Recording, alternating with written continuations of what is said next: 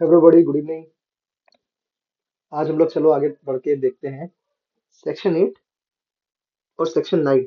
Section 8, section 9, ये दो काफी स्मॉल सेक्शंस हैं लेकिन काफी इंपॉर्टेंट है। इनकी प्रैक्टिकल सिग्निफिकेंस बहुत सारी है। ठीक है, प्रैक्टिकली बहुत इंपॉर्टेंट है, प्रैक्टिकल सिग्निफिकेंस इनकी बहुत है।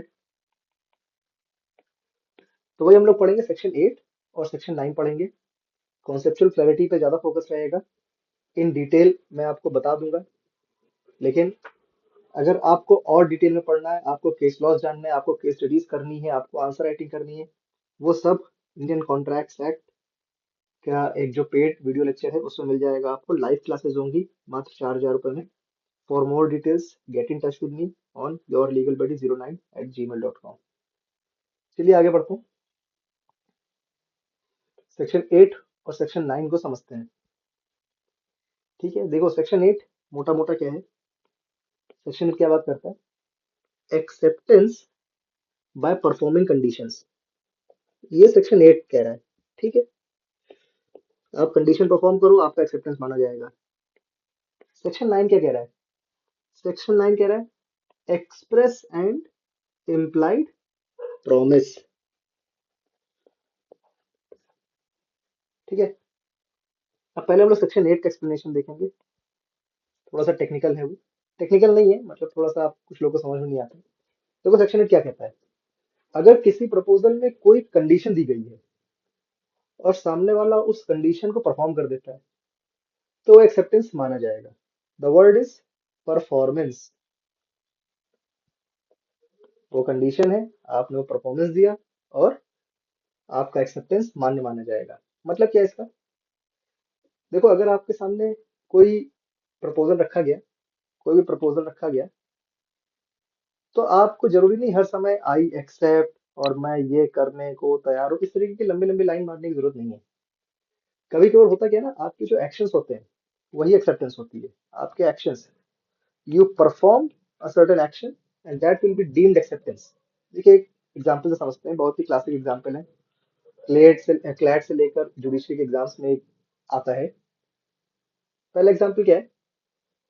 पहला एग्जांपल है कि ए ने न्यूज़पेपर में एडवर्टाइजमेंट दे दिया, न्यूज़पेपर में, टाइम्स ऑफ इंडिया में, कि भाई मेरा कुत्ता खो गया है, मेरा कुत्ता जो ढूंढ के देगा उसको हम 10,000 रुपए यूपीआई ट्रांसफर कर देंगे। बी ने क्या करा? बी गया, कुत्ता ढूंढ के लिया है। क्या बी ने ये कहा था चिल्ला चिल्ला के कि नो, मैं आपका कुत्ता ढूंढने में आपकी मदद करना चाहता हूँ, मैं करूँ, इस तरीके की नाटक तो हुआ नहीं। उसने ये न्यूज़पेपर में पढ़ा, वो कुत्ता ढूंढ के लिया है। यहाँ पे इन्होंने उसको कुत्ता दिया, इनको 10,000 रुपये मिलने चाहिए, मिलने देने पड़ेंगे। क्या बी ने कोई फॉर्मली इनका प्रपोजल एक्सेप्ट किया था? Answer is no. लेकिन बी ने वो कंडीशन परफॉर्म कर दी, इसलिए कॉन्ट्रैक्ट बन गया। ठीक है, ये सेक्शन 8 का जो सार है वो यही है। एक और हम लोग एग्जाम्पल समझ लेते हैं। आप लोग ने बस से ट्रैवल किया होगा, ये आपकी बस है। ठीक है, आप घुसते हो, कंडक्टर आपको 20 रुपए का टिकट पकड़ा देता है। ठीक है, आप 20 रुपए 20 रुपए देते हो, टिकट ले लेते हो। अब ऐसा तो होता नहीं है कि बस वाला कहता है कि अगर आपको चलना है तो 20 रुपए का टिकट देना होगा, आप कहते हो yes I accept my lot. ऐसा तो होता नहीं। वो आपको टिकट दिया, आपने 20 रुपए दिए, ये कंडीशन मान्य हो गई। वो आपको यहाँ तक छोड़ेगा, 20 रुपए आपसे लेगा, यही कॉन्ट्रैक्ट है। ठीक है, इंपॉर्टेंट लाइन जो आपको याद रखनी वो ये है कि परफॉर्मेंस ऑफ अ कंडीशन जो होती है वो एक्सेप्टेंस मान लिया जाएगा।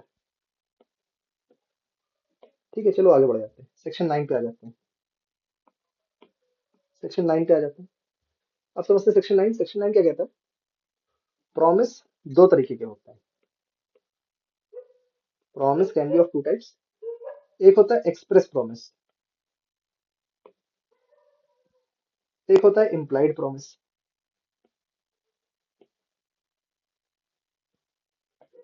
दो तरीके प्रॉमिस हो गए। अब देखो, जब प्रपोजल और एक्सेप्टेंस वर्ड्स में होती है, अभी प्रपोजल की बात हो रही है ना, जब प्रपोजल आपका वर्ड्स में हो गया, वर्ड्स मतलब either the words are written और स्पोकन। कभी कभार लोग एक्सप्रेस से कंफ्यूज हो जाते हैं, वो सिर्फ रिटन मान लेते हैं, लेकिन ये दोनों ही चीजें चलेंगी। ठीक है, इधर इट इज रिटन और स्पोकन। तो वो एक एक्सप्रेस प्रॉमिस माना जाएगा। ठीक है, एग्जाम्पल समझते हैं। मैं तुम्हें 1 लाख रुपए उधार देता देता हूँ, और बी कह देता ठीक है मैं वापस कर दूंगा। तो ये एक्सप्रेस कॉन्ट्रैक्ट हो गया। अब इम्प्लाइड का मतलब क्या होता है, इम्प्लाइड समझते हैं। जब वर्ड्स का यूज नहीं हुआ, ठीक है, वर्ड्स का यूज नहीं हुआ, तो एग्जाम्पल में जाकर, एग्जाम्पल आप ऐसे समझो ना कि आप रेस्टोरेंट में जाकर बैठ गए और खाना ऑर्डर करना और खाना खाना, ठीक है, आप कोई फॉर्मल कॉन्ट्रैक्ट वहां साइन नहीं करते हो जाके। आप रेस्टोरेंट में जाके बैठे इसीलिए हो because you want to eat food और दे आर सर्विंग फूड। तो क्या आपने क्या कोई फॉर्मल कॉन्ट्रैक्ट साइन करा, ऐसे करके कॉन्ट्रैक्ट तो साइन नहीं करा स्टैम्प पेपर पे, भारत यहाँ पे गांधी जी बने, ऐसे ऐसा कुछ तो हुआ नहीं। लेकिन आपका कंडक्ट बता रहा है कि आप पे करोगे। ठीक है, you will pay, your conduct is saying you will pay. ठीक है, तो यही सेक्शन 9 कह रहा है। तो ये इम्प्लाइड कॉन्ट्रैक्ट हो गया। तो ये था हमारा सेक्शन 8, ये था हमारा सेक्शन 9। ठीक है, अगर आपको एक्सप्लेनेशन हेल्पफुल लगा हो तो वीडियो को लाइक करें, शेयर करें, और जो भी आप जिस what way you want to thank myself, you can thank. Thank you for watching and have a great day.